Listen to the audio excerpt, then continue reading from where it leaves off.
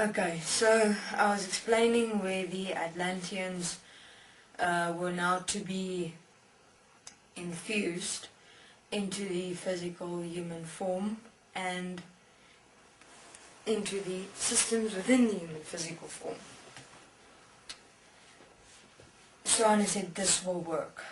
We capture the Atlanteans, we place them into the human physical form vessel, we fuse them into the systems. Now remember, this is the ape men. We have the design of the dinosaurs. You continue with that serpents. And Syrians and we will continue, and Anu and Enlil and Marduk will continue with the design of the ape men until we have enough, as much as the Atlanteans are. And the Leviticus will continue with their design of the of nature. Now the Leviticus perceive that they are preparing a world, a planet, where beings may come and experience themselves freely. They are merely playing with creation. And so they enjoyed it. They're beautiful creatures, quite fun. They were yellow in nature and what they looked like. Yellow beings. Quite interesting, fascinating. Very naive. And we'll leave it at that. So that's what they did. So I said, we'll then infuse the Atlanteans. We'll have them remain here, continue. We'll observe now and then, see how they're doing.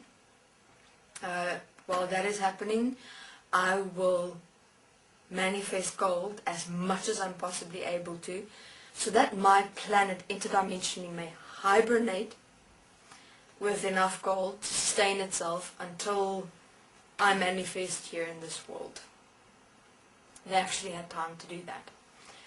So they placed in more such diamonds. I explained in the beginning, crystals, with diamond-shaped formed crystals, with which the sound resonance frequency that resonates continuously from those crystals. See, diamonds are manifest in such a form that it is an infinite sound frequency vibration, because it's kind of contained in the diamond crystal formed geometrical shape. Inside it, it is an infinite structure of sound vibration which stretches out infinitely.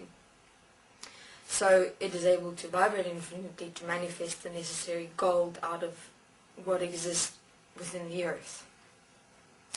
We'll do that, and then we'll go from planet to planet, and we'll take out all of existence. Of course, the Syrians and the serpents loved that idea, so that only the Syrians, the serpents, and the Anunnaki were the rulers of existence. Because otherwise, they wouldn't be able to continue their plan, and it'll make the process of evolution of the systems as the Anunnaki and the Syrians faster, more effective, and they require millions and billions of people, of human beings, to be able to do what is necessary to be done. And so the Syrians, the serpents, loved this idea, of course. They agreed wholeheartedly, because it meant they'd have power, and lots of it. And this is where the Martians now come in as well.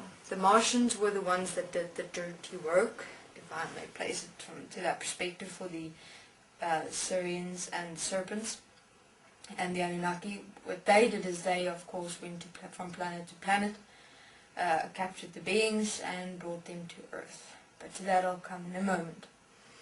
So first let's continue with how the Anunnaki enslaved the Atlanteans.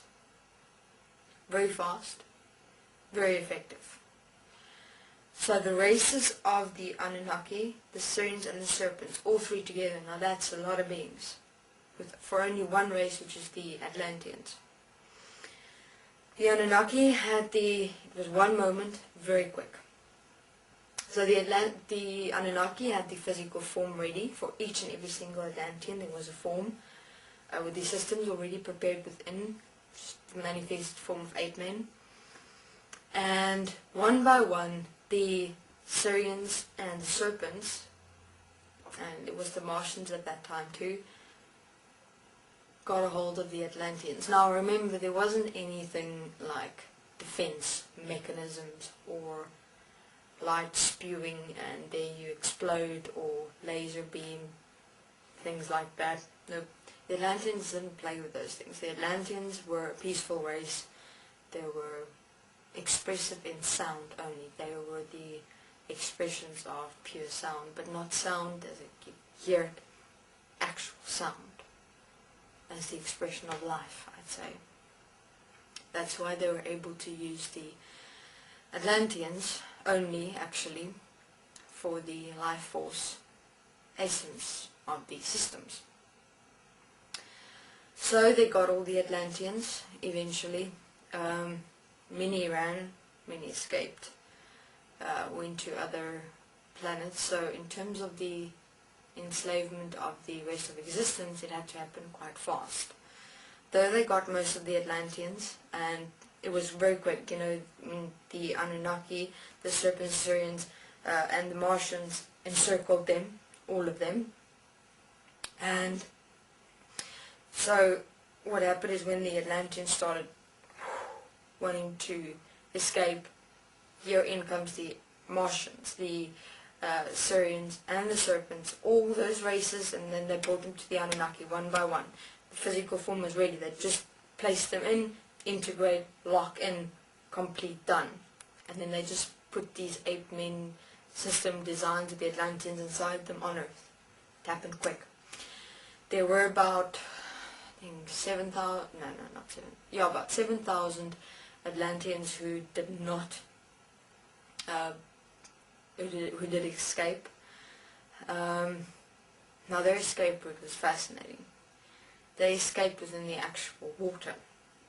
What they did was they infused themselves into, and as the water, sound resonance, manifested sound resonance, though to make sure that they didn't go to other planets, of course, then the Martians left to make sure, you know, they make a call to the planets and just find out, you know, how they're doing, and if they have been warned of any threats in existence, and they didn't find any. So they realized that the Atlanteans merged with the actual water of this planet.